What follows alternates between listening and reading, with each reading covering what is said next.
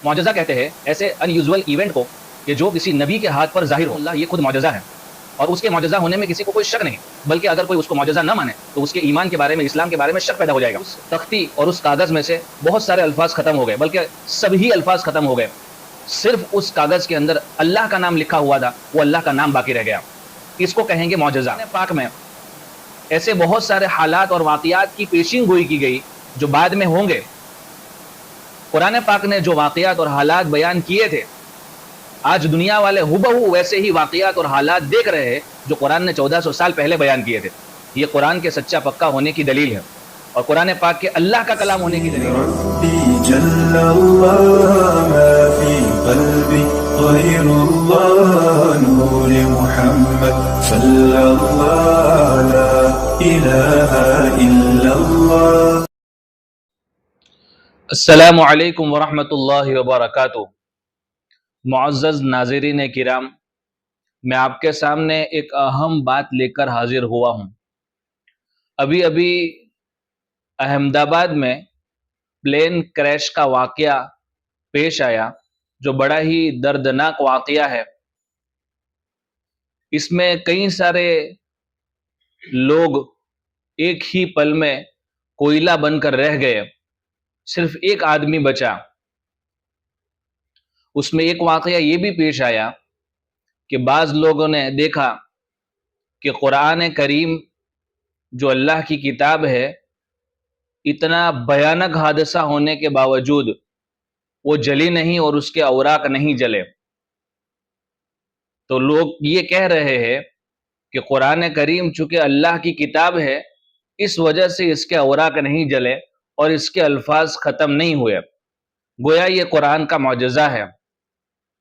اب ہمیں سب سے پہلے تو یہ سمجھنا چاہیے کہ معجزہ کس کو کہتے ہیں. دو لفظ اس کے لیے استعمال ہوتے ہیں، ایک معجزہ اور دوسرا کرامت.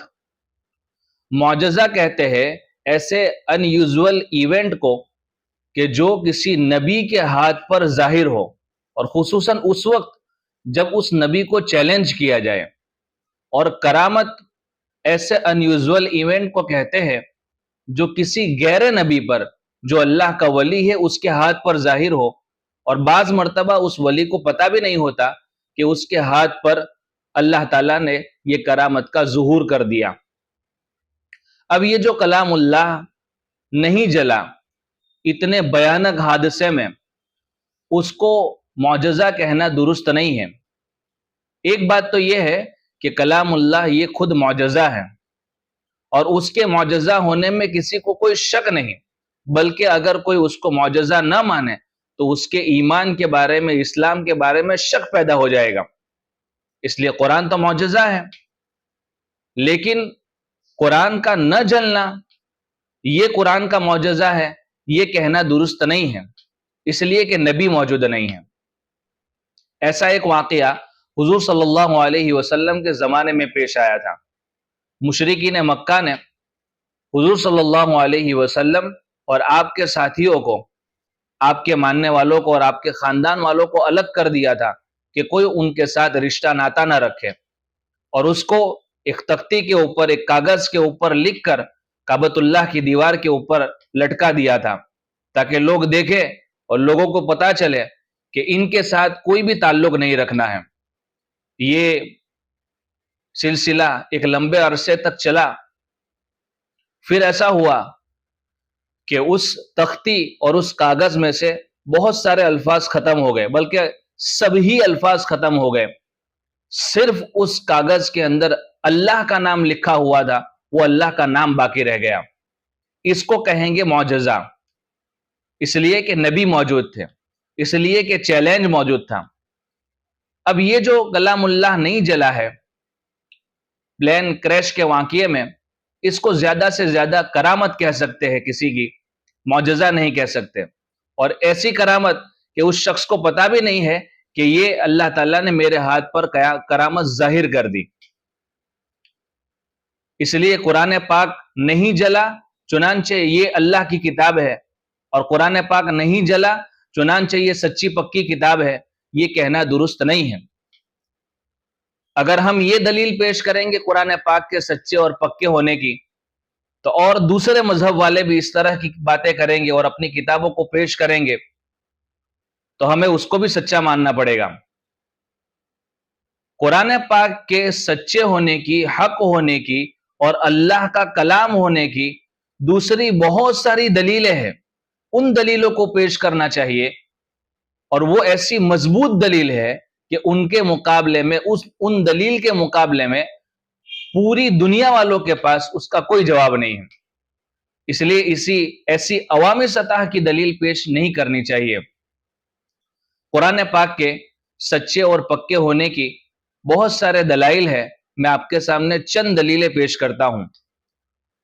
قرآن پاک کے سچے پکے ہونے کی ایک دلیل تو یہ ہے کہ قرآن پاک نازل ہوا اور نازل ہو کر 1400-1500 سال گزر گئے، اس کے باوجود بھی قرآن پاک کا ایک ایک الفاظ اور ایک ایک حرف اور ایک ایک نقطہ اور پیش اور زیر و زبر ویسا کا ویسا ہے، اس میں ذرہ برابر بھی کوئی تغیر اور تبدل نہیں آیا۔ بہت سارے لوگوں نے اس میں کریکشن کرنے کی اور اس کو چینج کرنے کی کوشش کی، لیکن ان کی ساری کوششیں ناکام رہی۔ یہ قرآن کے سچا پکا ہونے کی دلیل ہے۔ دوسری ایک دلیل یہ ہے کہ قرآن پاک ایسا فصیح اور بلیغ کلام ہے کہ یہ صرف اللہ ہی کا کلام ہو سکتا ہے، اس لیے کہ جس کے اوپر یہ کلام اتارا یعنی محمد صلی اللہ علیہ وسلم، ان کی ایک صفت امی ہے۔ امی کہتے ہیں جو ظاہراً کسی کے پاس لکھنا پڑھنا نہ سیکھا ہو، لکھنا پڑھنا نہ جانتا ہو، تو ایسے امی شخص سے اتنے فصیح اور بلیغ کلام کا ظاہر ہونا کیسے ممکن ہو سکتا ہے؟ اس لیے یہ اللہ کا کلام ہے، محمد صلی اللہ علیہ وسلم کا بھی کلام نہیں اور نہ کسی دنیا کے کسی اور انسان کا کلام ہے۔ تیسری بڑی دلیل یہ ہے کہ قرآن پاک میں ایسے بہت سارے حالات اور واقعات کی پیشین گوئی کی گئی جو بعد میں ہوں گے۔